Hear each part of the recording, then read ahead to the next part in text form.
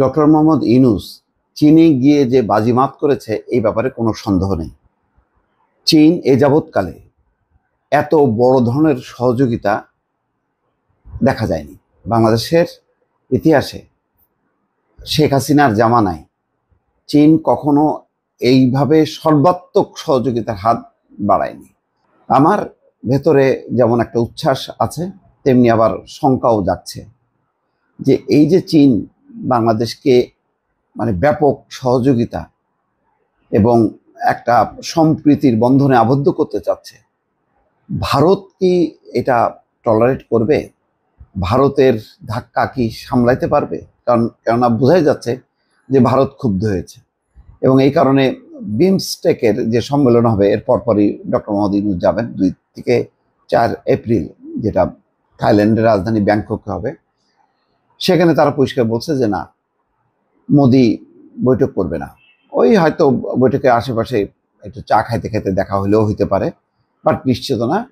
মোদি একটাই বৈঠক করবে, সেটা হচ্ছে থাইল্যান্ডের যে প্রধানমন্ত্রী তার সঙ্গে দ্বিপাক্ষিক বৈঠক করবে, আর কারোর সাথে কোনো বৈঠক করবে না। তো যাকে এটা বোঝাই যাচ্ছে যে এটা হলো ভারতের একটা ক্ষোভের বহিঃপ্রকাশ। চীনকে নিয়ে এত মাতামাতি কেন?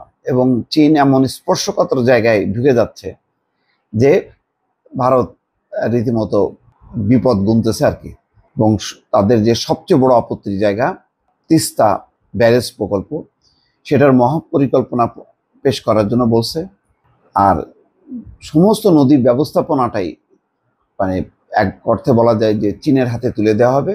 তারা পুরো বিষয়টা বাংলাদেশে যাতে বন্যা না হয় এবং পানি ব্যবস্থাপনা করে সারা বছর বাংলাদেশ যাতে সেচের সুবিধা করতে পারে, সেরকম পরিকল্পনা জন্য একটা মহাপরিকল্পনা আগামী 50 বছরের জন্য। তার ওই যে যেমন 25 বছর যে চুক্তি ভারতের সাথে, যেটাকে কালো চুক্তি বলা হয়, এখন চীনের সাথে এই যে চুক্তি করতে যাচ্ছে নদী ব্যবস্থাপনার নামে, এইটা ভারত তো এর ভেতরে বুঝতেছে যে এটা মহাবিপদ। টেকনিক্যালি তারা ঢুকে যাচ্ছে বাংলাদেশের ভিতরে।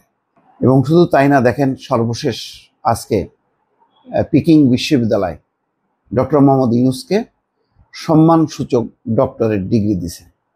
চীন যেমন শেখ হাসিনাকে চরমভাবে বেজ্জতি করছে, আর তেমনি চরমভাবে ইজ্জত দিল বা বিশাল ইজ্জত দিল ডক্টর মোহাম্মদ ইউনূসকে। আসলে চীন বাংলাদেশকে অপমান করেনি। চীন হচ্ছে শেখ হাসিনা যে দ্বিচারিতা, তার একটা প্রতিশোধ তারা নিছে। চীন ভয়ঙ্কর, চীনের ভালোর ভালো খারাপের খারাপ, সেটা তারা দেখাইছে। যেহেতু ডিগবাজি মারছে শেখ হাসিনা, চীনে যাওয়ার আগে ভারতে যে বলছে যে না, তিস্তা দিব না, তিস্তা দিলে তোমাদেরকে দিব। তো তিস্তা তো দেওয়ার দরকার নেই। যদি তিস্তার পানি বন্টন চুক্তি হয় তাহলে তো আর তিস্তা ব্যারেজের দরকার নেই। বাংলাদেশের তো দরকার ভাটির দেশ হিসাবে পানি, সেই পানিটা দিলেই তো হয়ে যায়। তো এখন দেখেন কয়েকটা পয়েন্ট খুব গুরুত্বপূর্ণ। এখানে কি হয়েছে? এই সফরে একটা চুক্তি হয়েছে এবং 8টা সমঝোতা স্মারক হয়েছে। এই সমঝোতা স্মারকটা কিন্তু পরবর্তীতে চুক্তিতে রূপ নেবে। যে পয়েন্টগুলো বললাম, নদী ব্যবস্থাপনা, তিস্তা সহ আরো অন্যান্য জিনিস। 210 কোটি মার্কিন ডলারের বিনিয়োগ, ঋণ ও অনুদানের প্রস্তুতি, শান্তি এবং স্থিতিশীলতা প্রতিষ্ঠায় চীনের জোরালো ভূমিকা চান মোহাম্মদ ইউনূস। তিস্তা প্রকল্পে চীনের প্রতিষ্ঠানকে স্বাগত। এক চীন নীতির প্রতি ঢাকার অবস্থান পুনর্ব্যক্ত, অর্থাৎ তাইওয়ানের স্বাধীনতা সার্বভৌমত্ব বাংলাদেশ মানে না, এইটাই বড় ডিক্লারেশন। চীন এই সফরে এটাই প্রত্যাশা করছিল, যে প্রত্যাশাটা বাংলাদেশ পূরণ করছে। এক চীন নীতি, তাইওয়ান চীনের হচ্ছে অংশ, এটাই এই যে ঘোষণাটা, এই ঘোষণাও কিন্তু একটা বড় ধরনের সাহসী একটা ঘোষণা। রোহিঙ্গা সংকট সমাধানে পাশে থাকবে চীন। এই যে মোটা দাগের যে পয়েন্টগুলো বললাম আপনাদেরকে, এইগুলো কিন্তু খুবই তাৎপর্যপূর্ণ এবং ভারত দেখতেছে যে এটা তো তার জন্য বিপদ হয়ে যাবে। সুতরাং তারা পাল্টা চাপে ফেলার জন্য ওই বিমস্টেকে ডক্টর মোহাম্মদ ইউনূসের সঙ্গে বৈঠক করলো না। তা আপাতত কিছু আসে যায় না। চীন যদি মনে করে যে বাংলাদেশকে বিপদে ফেলতেছে ভারত, তখন বাংলাদেশকে কিভাবে সহযোগিতা করা যায় সেটা তারা ভালোভাবে জানে। আমি তো বললাম তো যে দরকার হয় চীন ওই আরাকানের মধ্য দিয়ে, মিয়ানমারের মধ্য দিয়ে এমন একটা সংযোগ সড়ক তৈরি করে দিবে, যার ফলে একেবারে নিত্যপণ্য সব ট্রাকে ট্রাকে আসতে শুরু করবে। ভারতের উপর নির্ভর করতে হবে না তাকে, অন্তত ভাতে মারবে, পানিতে মারবে, ওই অবস্থা করতে পারবে না। তো যাই হোক, এখন এখানে দুই শীর্ষ নেতার যে বৈঠক হলো একেবারে সরাসরি চীনের প্রেসিডেন্টের সঙ্গে, এটা খুবই গুরুত্বপূর্ণ। বেজিং এ গ্রেট হল অব দ্য পিপলে দুই নেতার মধ্যে ঘণ্টাখানেক দ্বিপক্ষীয়, আঞ্চলিক এবং আন্তর্জাতিক নানা বিষয়ে আলোচনা হয়েছে। এটা খুবই গুরুত্বপূর্ণ।